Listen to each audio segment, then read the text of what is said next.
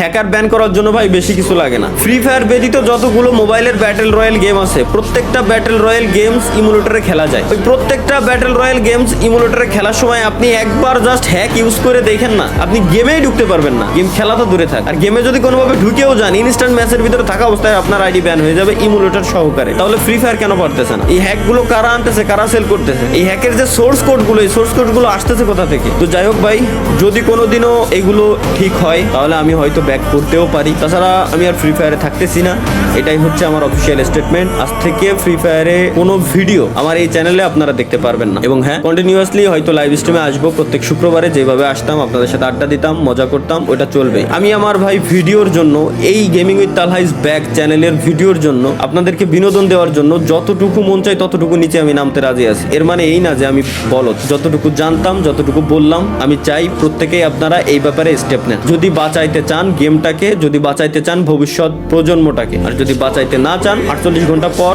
ভুলে যায় আমার কথা, কোনো সমস্যা নেই। ধন্যবাদ সকলকে, আল্লাহ হাফেজ, বিদায় ফ্রি ফায়ার। আরে আমার আসমানেতে ফেলাই দিয়েছে ভাই ওই আসমানে ঘুরে ঘুরে মারছে। আরে ওর ভাই ও করলো কি আবার?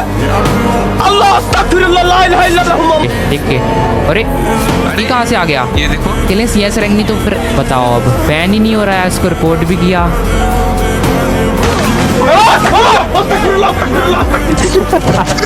লাস্ট আমি একা লাইভ আমি সামনের দিকে গেল মাথা ঢুকলো না